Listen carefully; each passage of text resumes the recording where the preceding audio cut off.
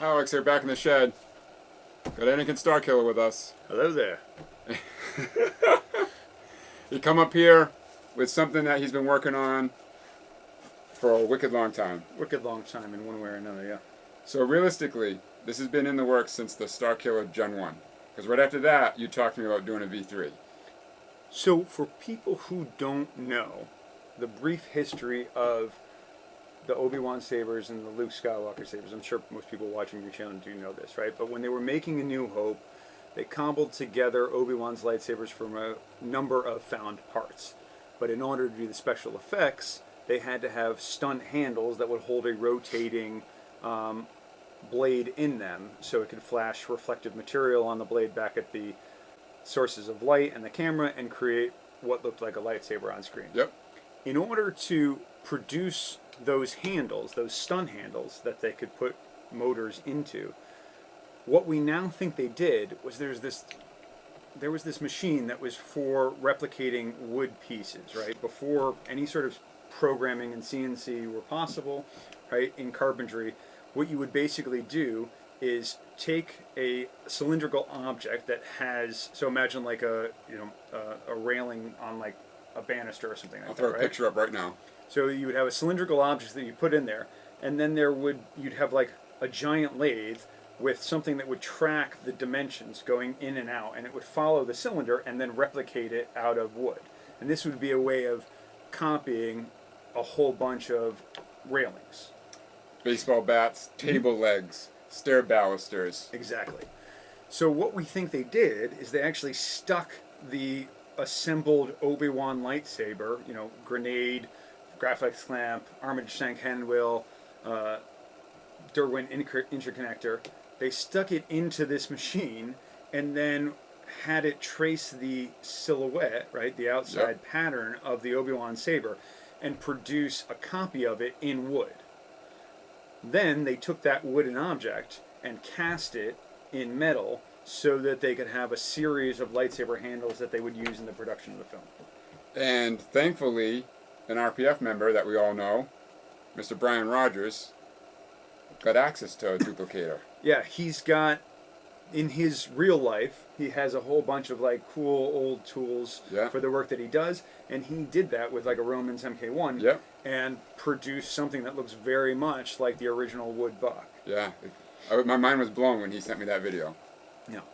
So, this is how the original stunt props were made, and about probably 20 years ago, on eBay, there was a guy from London who listed a wooden lightsaber handle and a raw metal casting on eBay to sell. I contacted him at the time. I remember he sent me a couple pictures. He said that he was involved in the original production of Star Wars, and he had a room full of junk that he was trying to get rid of. People contacted him afterwards. The listing came down. It didn't sell on eBay, and then it went away for a while. But those two objects were eventually found by a prop store, and Brandon was able to acquire them, and they listed them for sale, I think 2 years ago, and they went to Gus Lopez, right? Yes. Yeah. What's his name? Lopez. Yeah. Gus. Gus Lopez. So Gus Lopez has the original buck, the original like wooden master, and then he has one of the unused castings. I watched that auction live. And we have really good references from them now because when Prop Store listed them, they had high resolution photos that they posted on the internet and have given them access to. They also have good dimensional reference besides just like pictures of it. We have dimensional reference of what these stunt castings, the size that they occupy, right? How long they are, the different sort of dimensional measurements. Because a friend of ours, Tom, who worked in film production in the 1980s and 1990s, owns one of the original castings that came out of that mold. He has it in his collection. He's converted it into a Return of the Jedi saber. But he has been gracious enough throughout the years to provide me and some other people with dimensional data on the size and shape of an original stunt casting. Tom's from Germany? Yes. Okay, just double checking. Yeah. So, to go back to our history lesson, when they were making Obi-Wan's lightsaber, they produced, in terms of the stunt sabers, the V2, what we call the V3, what you call the Death Saber, the warehouse stunt, which was a unused stunt casting that Mark dueled with in Empire Strikes Back in the rehearsal scenes, and that actually probably showed up in his hands and in I'm blanking on the guy who Bob Anderson's hands. Bob Anderson seems to have liked it in Empire. And when they were filming Return of the Jedi, and they decided that they couldn't use a Graflex as the hero prop, they cut the rod off of the V2 and decided to use that as Luke's hero. And all the other Obi-Wan castings that were kicking around got reused in one way or another as the stunt sabers for the Return of the Jedi. So what I wanted to do is taking all of that information that we have, the measurements, the visual data from the master, from the different stunts, or the different castings, because every casting that came out of metal has a little bit of warpage here, a little bit of warpage here. Sometimes the mold aligned differently, sometimes it was very misaligned, sometimes it lined right up.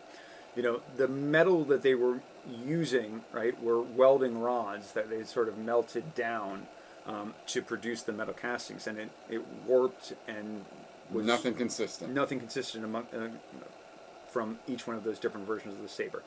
But they all descend from that original buck. All the idiosyncrasies of the wood buck show up in weird and interesting ways in all of these different versions of the saber.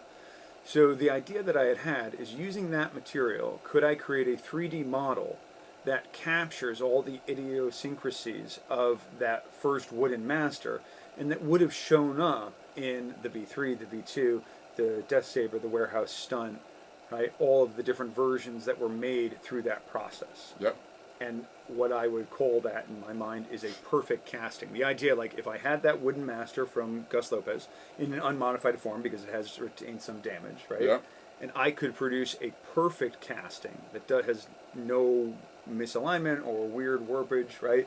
But that captures all of the strange details of that wooden master. The profile. And that would have shown up in all the other versions. That would be a perfect cast, which I could then turn into a V3, could turn into the warehouse stunt, could turn into the Death Saber, could turn into a V2. Exactly. If you have the patience and the lathe and the tools, you can turn it into a V2. I don't even think... you would need a lathe to make a perfect V2, because the emitter on the V2 is quite different from the other versions.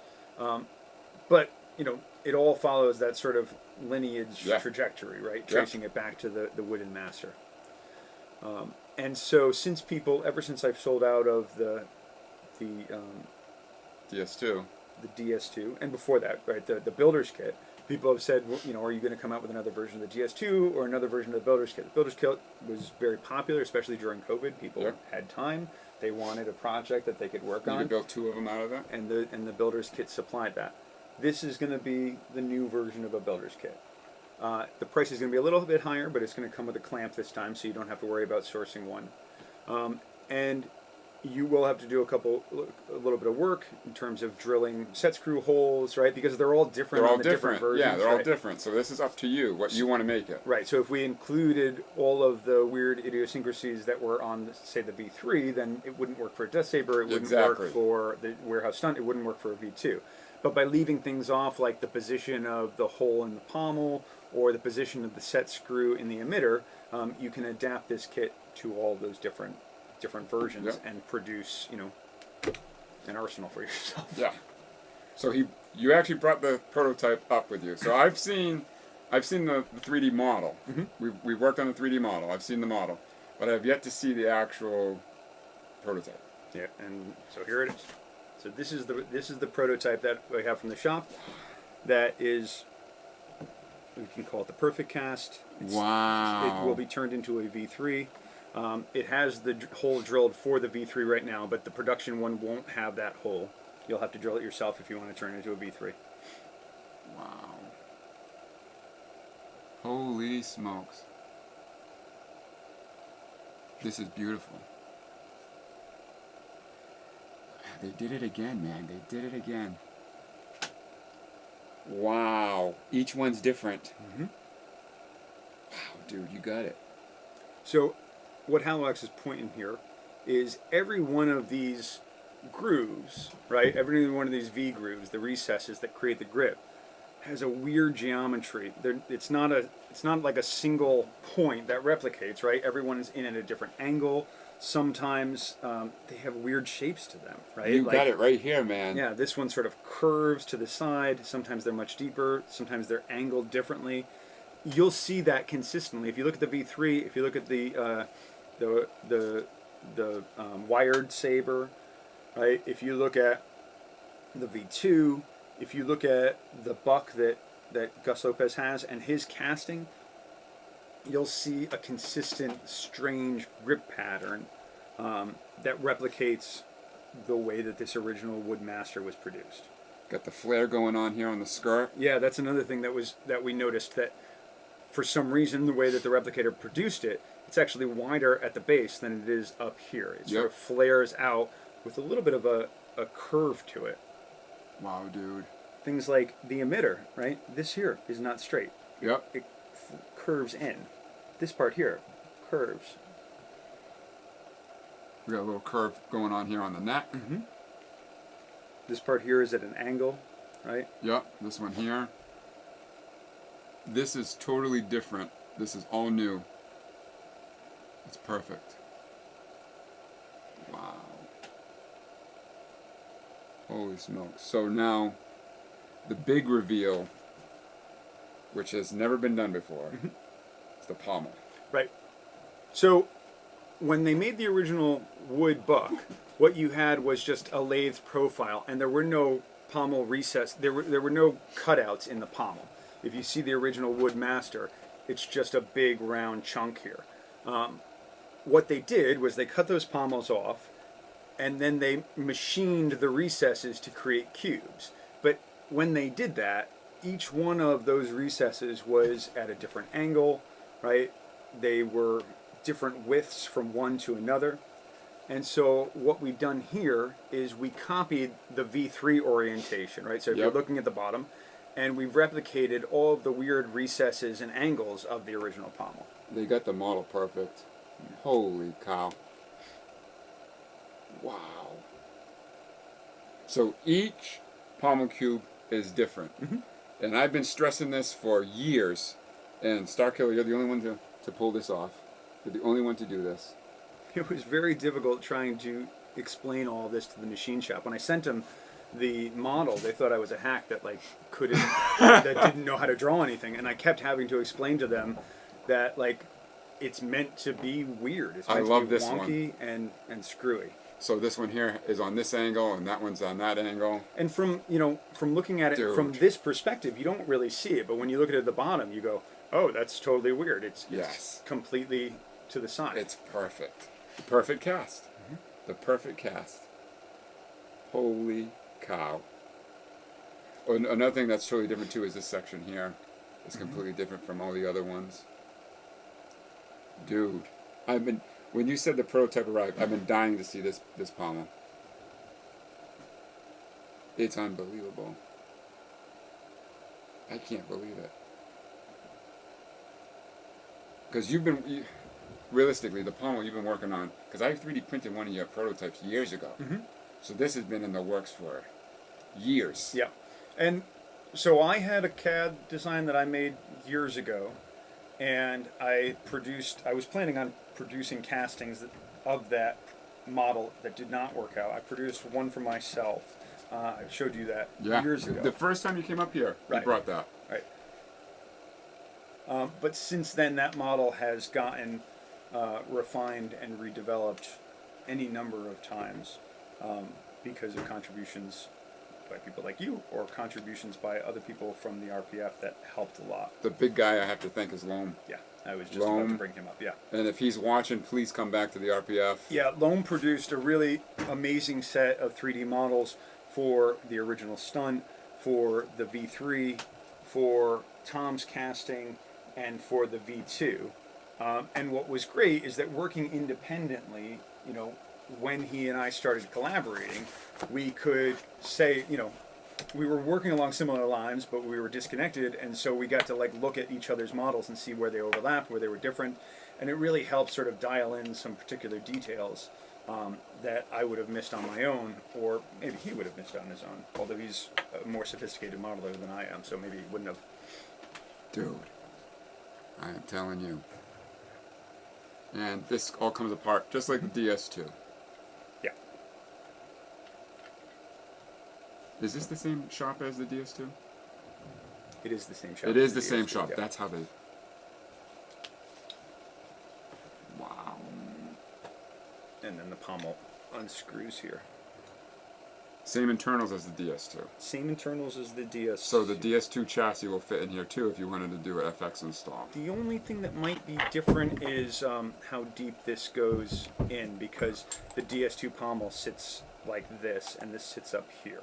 Yeah, that's not a big deal though because the chassis is held in. Yeah. So. Oh, wow. I gotta get a picture of it like that before you leave.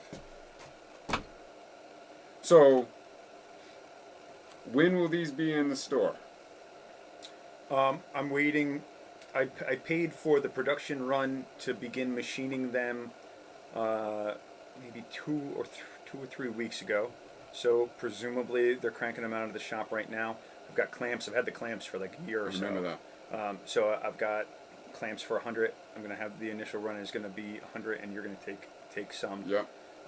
And I'm hoping that they will be up by Christmas. I would like to have these available for people as, you know, kits for themselves or friends and family to put together. Perfect. So the perfect cast comes out hopefully before Christmas. Mm-hmm. And when you get it, you will have basically all the tools you need to make a V3, with the exception of screws, paint, Yep. you know, tap. If you want to turn it into a V2, you'll have to drill holes at a different point rather than the V3. If you want to turn it into a Death Saber, you'll have to do a couple different modifications, and I'm sure Danny's going to have videos. I'm actually going to do these. a couple videos because there's multiple props you can make out of this. Yeah. And there's one that I've never talked about that I've discovered. Okay. There's a version of this that I've discovered. I now have the photographic proof. And I'm thinking that's going to be revealed on my Patreon. That's exciting. I didn't know you had a Patreon. I'm going to start one. Okay. So I think that's going to come out on the Patreon, and Starkiller is going to have the very first one. That's exciting. So, want to do a comparison to the DS2 and to the? why don't we do a comparison? I have a couple of V3s here, and I have the DS2 on hand. I took them out of my vault or my archive, and where are they? Oh, they're over there. This is by far my favorite V2. It sure is shiny.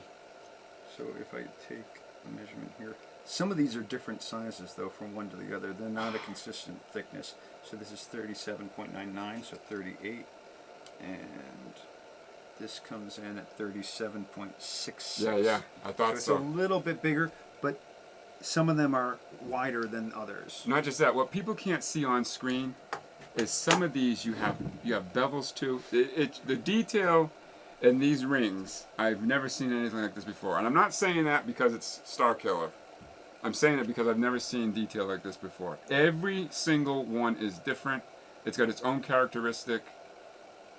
I mean, so in making the V2, basically what they did was took one of these this as a cast object, and then cleaned it up significantly. So these will be a little bit thicker because what they did is they're just sanding it down, right? Yep. So you take 0.30 off of this and you end up with something like this. Yep. That's why these look a little more consistent and a little bit thicker.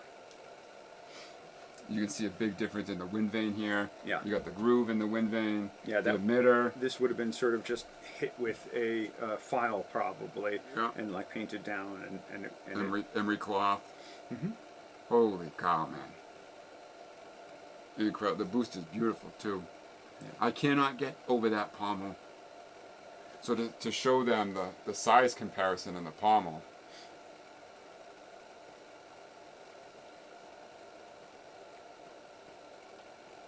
Is unbelievable.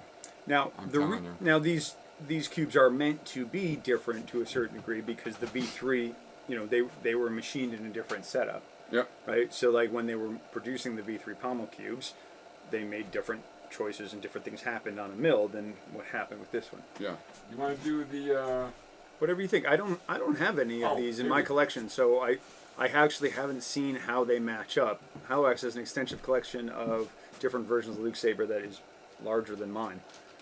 So basically, this, the only thing I own is the things I've made. This is actually Starkiller mentioned him before. Tom from Germany.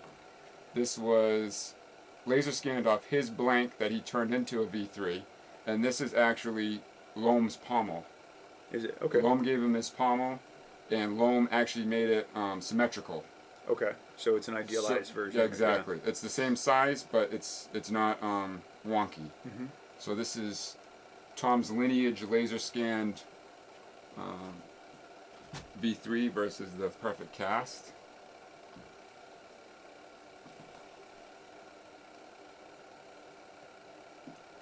And they had to alter. The thing is they had to alter this. One, because it's a casting and it was so wonky, they had to hire a 3D modeler to get in there and straighten things out for the CAD work. Mm-hmm. So how true it is to the actual dimension, we have to give or take some on this. So basically, I think like the thought process was to produce a machined copy of Tom's stunt, right? Yes. Whereas what I did was, instead of sort of finding the wonkiness of Tom's stunt and then just evening it out, I tried to go back to the original casting and make the choices that showed up on that wood piece. However, the dimensions should be pretty darn close, because Tom was generous enough to give me all the dimensions from his saber years ago, before he did that laser scanning or anything like that, and I incorporated those into my drawing. Yes. Wow.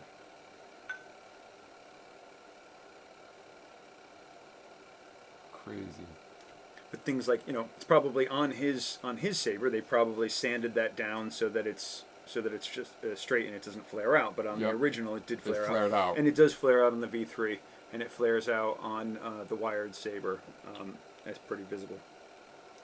Pretty visible there. The V2 actually has like this big dent in the side of it. Yeah, it looks like on one side it sort of flares, and on the other side it's Yeah. kind of straight. It's really weird. Things like, I think, things that are the same, similar at least, in the way that this is sort of a similar area here, right? Oh yeah. There's that Oh yeah. curve there. Yeah.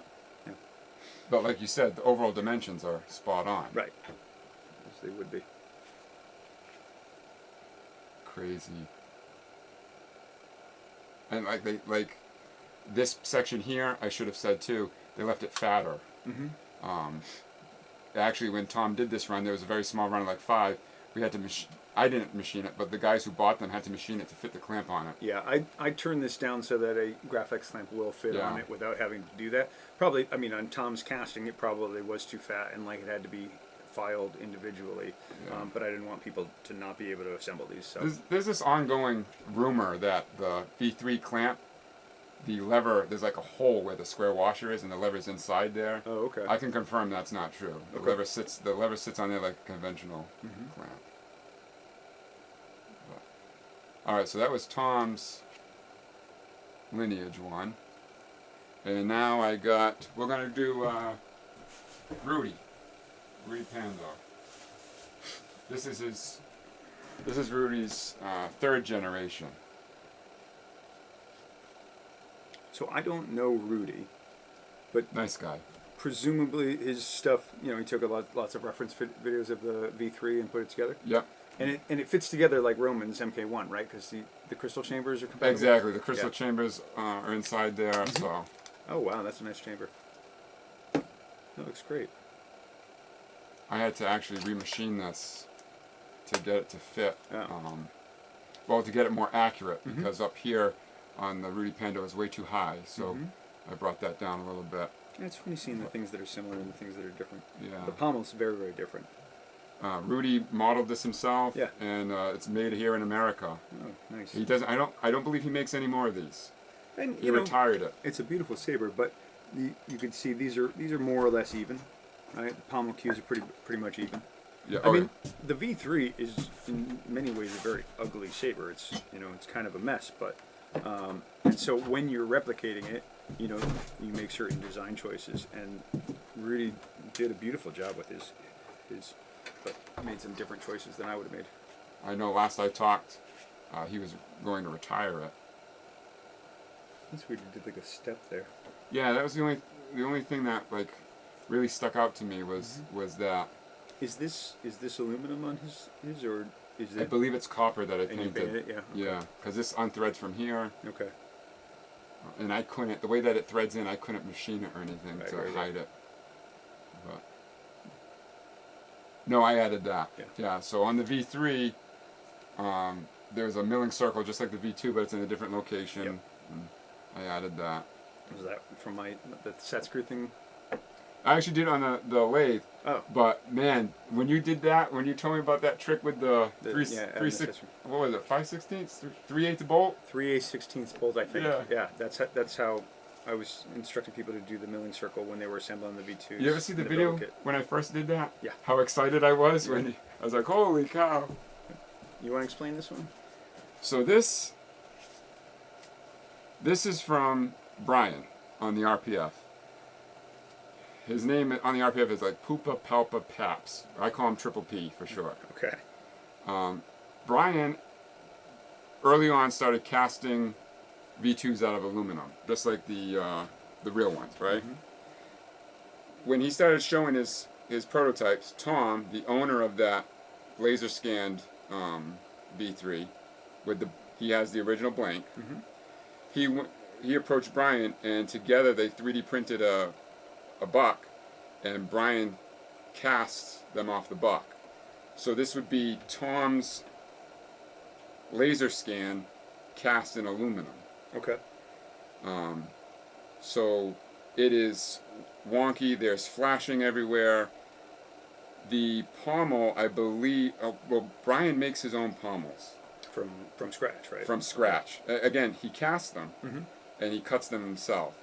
So that's his design. If you notice, the angles look a little different. But this has got all the wonkiness that like the original prop would have. It's got all the imperfections. But then the funny thing is, like in the casting process, right? You get a whole bunch of new wonkiness. Yeah, every time. That's not on every time you make a casting, you're going to end up with like new idiosyncrasies, right? That don't show up on the original and don't show up on the original master buck. There's nothing consistent. Yeah. So I mean, you know, he's going through the same processes, sort of creating a new type of art, right? But if you look, all the dimensions are still there. Unreal, man. Unreal.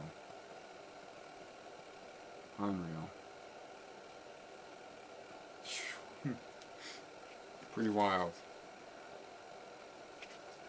Crazy.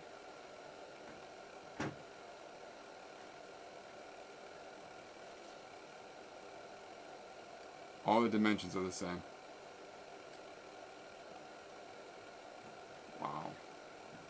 You're going to do instructional videos at some point for the differences in them. Once I have them in hand, I'm Yep. going to do a video for each one. That way and I'm going to try and do it as simple as I can. That way you don't need the tools. Yep. You know?